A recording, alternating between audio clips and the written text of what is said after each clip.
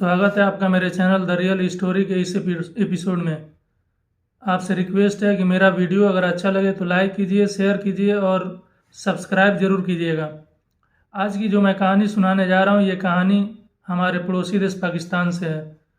वहाँ पर एक पुलिस स्टेशन में एक शख्स आता है और कहता है कि उसने 100 बच्चों का कत्ल किया है, लेकिन पुलिस वाले को इस बात पर विश्वास नहीं होता। वो उस शख्स को भगाने की कोशिश करता है, लेकिन वो जाता नहीं है और कहता है कि अगर आपको विश्वास नहीं हो रहा है तो आप मेरे साथ चलो, मैं आपको कुछ सबूत दिखाता हूँ जो मैं सबूत इकट्ठे करके रखे हैं।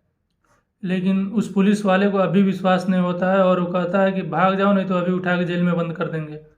वो शख्स कहता है कि मैं जेल में बंद होने के लिए ही आया हूँ, लेकिन पुलिस वाले ने उसकी एक न सुनी और किसी तरह उसको वहाँ से भगा दिया। फिर एक हफ्ते बाद 2 लेटर आता है। एक लेटर लाहौर के एक पुलिस स्टेशन में और दूसरा लेटर पाकिस्तान का एक मशहूर अखबार है, उर्दू अखबार जंग, उस जंग के दफ्तर में आता है। और जो पुलिस स्टेशन में जो एक लेटर आया था, वो पुलिस वाले इसे इग्नोर करते हैं और कहते हैं कि हो सकता है कोई पागल व्यक्ति है और पुलिस वाले को परेशान कर रहा है। इस लेटर में लिखा हुआ था कि मेरा नाम जावेद इकबाल है और मैं 100 बच्चों का कत्ल किया हूँ और मैं कुछ दिन पहले पुलिस स्टेशन गया था, लेकिन पुलिस वाले ने मुझे भगा दिया और मेरे पास सबूत है। मैंने 100 बच्चों का जो कत्ल किया है वो कुछ बॉडी पार्ट्स, एक एड्रेस मेंटेन किया रहता है, उस एड्रेस पे बॉडी पार्ट्स पड़े हुए हैं। अगर आपको विश्वास ना हो तो आप जाकर देख सकते हैं। और वो बताता है कि जब पुलिस वाले ने भगा दिया, गिरफ्तार नहीं किया, तो अब मैं जा रहा हूँ रावी नदी में कूद कर जान देने। अब जो एडिटर था जिसके पास ये लेटर आया था, उस जंग अखबार का जो एडिटर था, वो इसको सीरियस लेता है और एक रिपोर्टर को उस स्थान पे भेजता है। वो रिपोर्टर वहाँ जाता है तो देखता है कि वहाँ आसपास में कोई दूसरा घर नहीं है, बस एक ही मकान है और सुनसान इलाका है। कोई आदमी वहाँ आ जा नहीं रहा है। फिर वो शख्स अंदर जाता है, घर के अंदर जैसे जाता है एकदम डर सा जाता है, सहम सा जाता है। वो देखता है कि दीवार पे खून के छींटे पड़े हुए हैं और आगे बढ़ता है थोड़ा सा तो वहाँ 3 थैले रखे हुए थे। एक थैले को खोलता है तो उसमें से कुछ कपड़े निकलते हैं छोटे बच्चों के। फिर एक और थैला खोलता है तो उसमें से कुछ जूते चप्पल निकलते हैं और एक और थैला वहाँ रखा हुआ था। तीसरा थैला खोलता है तो उसमें से एक डायरी मिलती है और कुछ फोटोग्राफ्स मिलते हैं जो बच्चों के ही फ़ोटो थे। अब वो जो रिपोर्टर वहाँ गया हुआ था, वो थोड़ा सा और अंदर जाता है तो देखता है कि एक ड्रम रखा हुआ है। उस ड्रम के पास जाता है तो उस ड्रम से बदबू आ रही थी। उस ड्रम में झांक के देखता है तो उसमें तेजाब था और कुछ बच्चों के बॉडी पार्ट्स थे। अब वहाँ से रिपोर्टर घबराया हुआ आता है अपने दफ्तर और एडिटर से बताता है कि वो जो लेटर में लिखा हुआ है वो सब बातें सही है। अब एडिटर इस खबर को अपने पेपर में छापता है और पुलिस को भी खबर करता है कि जो लेटर आया था वो लेटर सही है और मैंने रिपोर्टर भेजा और वहाँ पे ऐसे ऐसी बातें हैं। फिर पुलिस के कान खड़े होते हैं। वो आला अधिकारियों का मीटिंग होता है। फिर मीटिंग करने के बाद उस शख्स की तलाश होती है। पुलिस अपना माथा भी पीटती है कि आया था हमारे पास और हमने उसे भगा दिया। उसकी तलाश चलती है लेकिन वो शख्स मिलता नहीं है। फिर उसमें मेंटेन किया हुआ था उस लेटर में कि वो जा रहा है रावी नदी में कूद कर जान देने। तो रावी नदी में भी तलाश होती है। जाल फेंक कर उसको तलाशने की कोशिश की जाती है, लेकिन नदी से कोई लाश नहीं मिलती। अब कुछ समय बीतता है। फिर उसके नाम के जरिए पता किया जाता है, जावेद इकबाल के नाम के जरिए। फिर कुछ उसके दोस्त मिलते हैं, 4 दोस्त मिलते हैं। वो बताते हैं कि हाँ, ये जो मर्डर करता था वो सही है और बच्चों को मारता था। और वो 4 जो दोस्त मिले थे वो भी इसमें शामिल थे। वो भी शामिल थे और वो इसमें मदद करते थे बच्चों को लाने में और बच्चों को जो लाश उनकी थी उनको उसको ठिकाने लगाने में। और फिर उसकी तलाश जारी थी लेकिन वो मिला नहीं था। फिर कुछ दिन बीतता है तो एक शख्स उसी जंग अखबार के दफ्तर आता है और पूछता है एडिटर कहाँ है। एडिटर के पास जाता है, उससे हाथ मिलाता है और कहता है कि मेरा नाम जावेद इकबाल है। अब एडिटर उसको देखते ही डर जाता है, समझ जाता है। फिर वो कहता है, जो शख्स आया था वो कहता है कि आप एक रिपोर्टर बुलाइए, मैं इंटरव्यू देना चाहता हूँ। एडिटर एक रिपोर्टर बुलाता है और उसका इंटरव्यू लेता है। इंटरव्यू को बीच में ही रोककर वो शख्स कहता है कि जब मेरा इंटरव्यू ख़त्म हो जाए तो आप पाकिस्तान आर्मी को बुलाइएगा, पाकिस्तान पुलिस को नहीं। पुलिस से मेरा भरोसा उठ गया है। फिर ये उसका इंटरव्यू ख़त्म होता है। एडिटर पाकिस्तान आर्मी को फ़ोन करता है। पाकिस्तान आर्मी के 20 लोग आते हैं उसको गिरफ़्तार करने के लिए।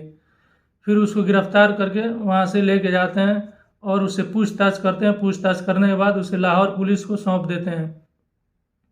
अब वो जेल में था और इसके जो 4 दोस्त थे वो भी जेल में थे। इन चारों दोस्त में से एक फांसी लगाकर जेल में ही खुदकुशी कर लेता है। फिर सुबह सुबह अखबार में छपती है, जो इंटरव्यू में दिया था वो अपनी कहानी कुछ ये सुनाया था कि वो बचपन में उसका उम्र करीब 17 साल थी, तब उसके पड़ोसी के एक शख्स ने वो अपने बच्चे के साथ मारपीट करने के इल्ज़ाम में उस पर FIR किया था और पुलिस उसको उठा के ले गई थी। और ये अच्छे घर से था, अमीर घर से था और इसके पिताजी बिजनेस करते थे। फिर जब पुलिस इसको ले गई तो इसकी माँ जो है बहुत परेशान रहती थी। पुलिस इसको इसके साथ मारपीट की, बहुत मारी पीटी और ये कहता रहा कि मैं निर्दोष हूँ, मैंने बच्चे को नहीं मारा है। फिर इसकी माँ अक्सर वहाँ स्टेशन में, पुलिस स्टेशन में जाया करती थी और वहाँ जाकर उससे रोती थी और बहुत परेशान रहती थी। उसको अपने माँ को इस तरह देखकर बहुत बुरा लगता था। फिर कुछ समय बीतता है तो उसकी माँ की मौत हो जाती है इसी सदमे की वजह से। अब वो जेल में था, तभी वो कसम खाता है कि जब वो बाहर निकलेगा जेल से तो ऐसे 100 माँ को तड़पाएगा और 100 बच्चों को मारेगा। फिर वो जेल से बाहर आता है। फिर वो अपनी कसम पूरी करने के लिए अब तरीका ढूंढता है कि बच्चों को किस तरह जाल में फंसाया जाए। फिर वो वीडियो गेम का एक दुकान डालता है, वहाँ बच्चे आते हैं वीडियो गेम खेलने के बहाने। फिर वो 100 का एक नोट वहीं दुकान में गिराता है और बैठ कर देखता था कि कौन बच्चा उठा रहा है। जो बच्चा उठाता उसे वो पहचान लेता था। फिर कहता कि मेरा यहाँ 100 का नोट गिरा हुआ है, किसने उठाया है। कोई बच्चा नहीं बताता तो सबको लाइन से खड़ा करके तलाशी लेता और इसको पता होता था कि वो पैसा किसके पास है। फिर उस बच्चे के जेब से वो 100 का नोट निकालता और बगल में ही एक रूम ले रखा था, उस रूम में ले जाता, उससे बहुत मारपीट करता और मारपीट करने के बाद उसको 100 का नोट उसे दे देता और कहता कि इस बात को बाहर मत बताना। फिर वो बच्चा वहाँ से चला जाता था और धीरे धीरे ऐसे ही होता रहा और इसके पास अब बच्चे आने कम हो गए। फिर इसे लगा कि इस तरह काम नहीं चलेगा, अगर कोई बच्चा मुंह खोल दिया तो वो पकड़ा जाएगा। फिर उसने दूसरा दुकान किया जहाँ पे उसने रंग बिरंगी मछलियों को रखा। अब उसे वहाँ बच्चे देखने आया करते थे। अब उसमें से जो गरीब बच्चे थे उनको चुनता और उन बच्चों को उठाता और वही एक किनारे एक सुनसान इलाके में एक घर ले रखा था, वहाँ लेके जाता। वहाँ पे उन बच्चों का सीकड़ से, लोहे का सीकड़ था, उससे गला दबा के उनका कत्ल कर देता था और उनके छोटे छोटे टुकड़े करता और टुकड़े करने के बाद उसी ड्रम में, जो एक तेजाब का ड्रम था, उसमें डालता और जो गलता जो नहीं गलता उसे उसमें से निकाल के वहीं रावी नदी में बहा देता था। फिर ऐसे ही करते रहा और वो डायरी भी मेंटेन करता था कि सीरियल नंबर वाइज की नाम पूछता बच्चों से कि नाम क्या है, उसको मारने से पहले उन बच्चों का नाम नोट करता, उस डायरी में सीरियल नंबर मेंटेन करता। जब 100 बच्चों का उसने जो कसम खाया था वो पूरा हो गया तो ये 100 बच्चों को पूरा होने के बाद ये पुलिस स्टेशन गया। अच्छा, और ये जब 95 या 90 बच्चों को मार चुका था उसके बाद से कुछ बच्चों को इसके जो बॉडी पार्ट्स बचे थे वो रावी नदी में बहाया नहीं, उसी ड्रम में छोड़ दिया ताकि सबूत के तौर पे वो रह सके कि हाँ मैंने 100 बच्चों का कत्ल किया है। फिर वो पुलिस स्टेशन जाता है और ये कहानी मैं आपको सुनाया है। फिर पुलिस उसे गिरफ्तार करके जेल में बंद करती है। जेल में बंद करने के बाद लाहौर में ही एक कोर्ट में इसकी सुनवाई चलती है। सुनवाई के दौरान जो जज थे उसको ऐसी सज़ा सुनाते हैं कि शायद ही पूरी दुनिया में कहीं भी इस तरह की सज़ा सुनाई गई हो। जज कहते हैं कि इस शख्स को 100 बार फांसी पर लटकाया जाए। एक बार लटकाने के बाद जब ये मर जाए तो इसको उतार कर फांसी के फंदे से 99 बार और लटकाया जाए और जब 99 बार लटका दिया जाए उसके बाद इसको 100 टुकड़ों में बांटा जाए, 100 टुकड़ों में इसको शरीर को काटा जाए। उन 100 टुकड़ों को फिर तेजाब में डाला जाए और तेजाब से निकाल के फिर इसको रावी नदी में बहा दिया जाए। और इसके जो साथी थे उनको भी फांसी की सज़ा सुनाई थी। फिर अब फांसी का टाइम आता है, कुछ दिन बीतता है, फांसी देने का टाइम आता है तो वहाँ पे जो सोशल एक्टिविस्ट थे और कुछ नेशनल न्यूज़ चैनल वाले थे वो इसका विरोध करते हैं और कहते हैं कि ये कैसी सज़ा, ऐसी सज़ा नहीं होनी चाहिए। फिर अमेरिका भी आगे आता है, वो भी विरोध करता है और कुछ ऐसे देश भी आते हैं जो इस सज़ा के विरोध में खड़े हो जाते हैं। फिर वहाँ की सरकार को आगे आना पड़ता है और सफाई देनी पड़ती है कि जज साहब ने ऐसी सज़ा गुस्से में सुनाई है और उसकी सज़ा एक ही बार होगी और उसे एक ही बार फांसी के फंदे पर लटकाया जाएगा।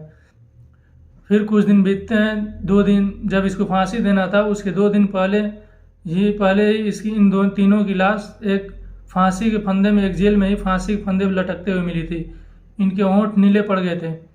फिर लगता है कि इन्हें जहर देकर मारा गया है। फिर वहाँ पे कुछ जांच चलती है इसकी और कुछ पुलिस वालों को सस्पेंड किया जाता है। फिर बाद में सामने आता है कि यहाँ पे जो कैदी थे उन्होंने ही इनको जहर देकर मार डाला और इन लोगों को अपने जो फांसी की सज़ा थी वो सज़ा मिलने से पहले इनकी मौत हो गई।